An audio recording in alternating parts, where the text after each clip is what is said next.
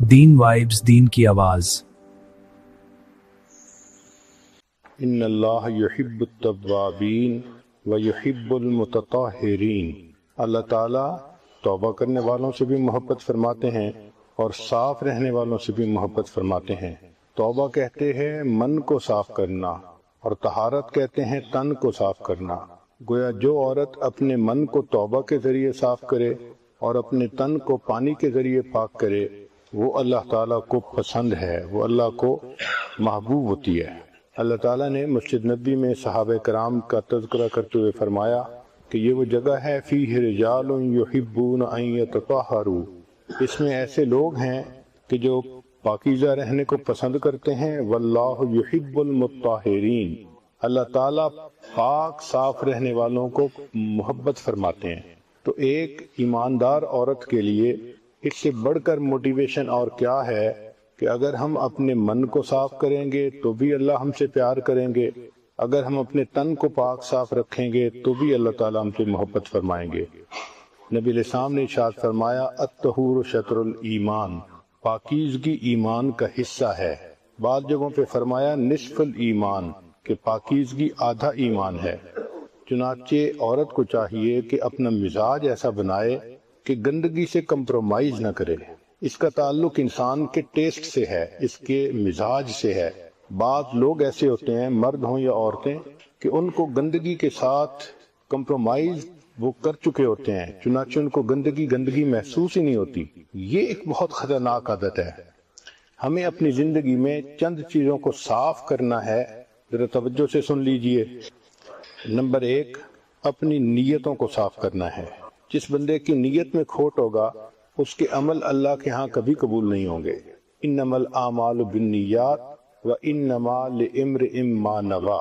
تو ہماری نیتیں بھی ٹھیک ہوں، جو کریں اللہ کے لیے کریں، اس میں کسی دنیا کی تعریف یا کسی اور چیز کا دخل نہ ہو۔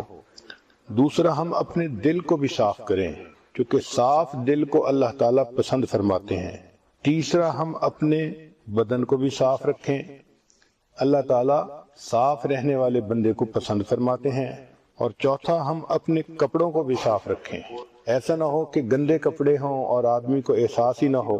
تو کپڑے روزانہ صاف ستھرے پہننا اور ان کو صاف رکھنے کی کوشش کرنا یہ عادت ہونی چاہیے۔ اور پھر اپنے گھر کو بھی صاف رکھیں۔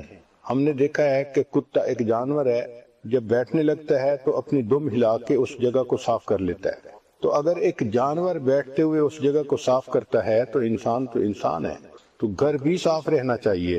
اور 5، ہمارے معاملات بھی صاف ہونے چاہیے۔ لین دین دوسروں کے ساتھ جو ہمارا معاملہ ہے یہ سب صاف ہونے چاہیے، ان میں درمیان میں کہیں کھوٹ نہیں ہونا چاہیے۔ تو ہمارا کام ہے ان 5 چیزوں کو صاف رکھنا۔ ان میں سے آج چونکہ گھر کے بارے میں بات ہے اور یہ عورتوں کا فیلڈ ہے، یقینی بات ہے کہ عورتیں اس معاملے میں ہم سے بہت زیادہ جانتی ہیں، لیکن چند باتیں جو عورتوں کے لیے فائدہ مند ہوں گی وہ آج بیان کر دی جاتی ہیں۔ بعض عورتیں محسوس کریں گی کہ یہ بھی کوئی ٹاپک ہے اصلاح کا کہ گھر کو کیسے صاف رکھا جائے۔ دیکھیں، اللہ کے پیارے حبیب صلی اللہ علیہ وسلم نے ہمیں نہانا سکھایا، واش روم میں جانا سکھایا، حتیٰ کہ تھوک پھینکنا سکھایا۔ اب تھوک پھینکنا کون سا کام نظر آتا ہے، مگر اللہ کے حبیب صلی اللہ علیہ وسلم نے اس لیول پر جا کر ہمیں سکھایا کہ یہ کام کیسے کرنا ہے۔ ہم تم احسان مند ہیں نبی علیہ السلام کے، اگر وہ نہ سکھاتے تو ہمیں تو تھوک پھینکنا بھی نہ آتا۔ تو جب تربیت کرنی ہوتی ہے تو پھر ڈیٹیل میں جا کے بات کرنی ہوتی ہے۔ پہلی بات جس میں اکثر عورتیں غلطی کرتی ہیں کہ بچوں پر شاؤٹ کرنا، چلڈرن مینجمنٹ گھر میں، یہ اچھی عادت نہیں ہوتی۔ ہمیشہ بچوں کو آلٹرنیٹیوز دیں۔ مثلا بچے فٹ بال کھیل رہے ہیں اور کمرے کی چیزوں کو توڑ پھوڑ کر رہے ہیں تو ان کو آلٹرنیٹیو دیں کہ بچوں یہاں کھیلنے کی بجائے باہر کھیل لو، ہال میں کھیل لو، کوئی دوسری جگہ بتا دیں۔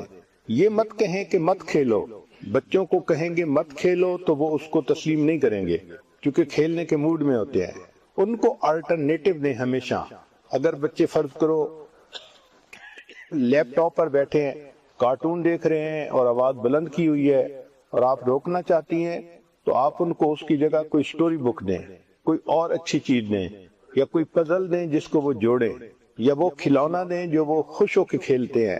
تو اس نکتے کو بہت اہم سمجھیں کہ مدر کو اپنے بچوں کے پتہ ہونا چاہیے کہ یہ کیا کیا چیز دلچسپی سے کھیلتے ہیں، اور اس کے پاس اس کی ایک بیک اپ لائن ہونی چاہیے۔ پلان 1 کیا ہے، پلان 2 کیا ہے، پلان 3 کیا ہے۔ اگر بچہ یہ چیز نہیں کھیلنا چاہتا تو یہ بتا دیں، یہ نہیں کھیلنا چاہتا تو یہ بتا دیں۔ اگر لڑکی ہے تو اس کو کہیں کہ اچھا آؤ میرے ساتھ مل کے ہوم کیک بناتے ہیں۔ تو بچیاں ایسے کاموں میں لگ کے وہ کام چھوڑ دیتی ہیں جس کو وہ کر رہی ہوتی ہیں۔ تو نکتے کی بات یہ ہے کہ بچوں کو ہمیشہ آلٹرنیٹیوز دیں، صرف ان کو نو نہ کہیں، سکریمنگ نہ کریں، ان پر بلیمنگ نہ کریں، تم تو سنتی نہیں ہو، تم میری بات مانتی نہیں ہو۔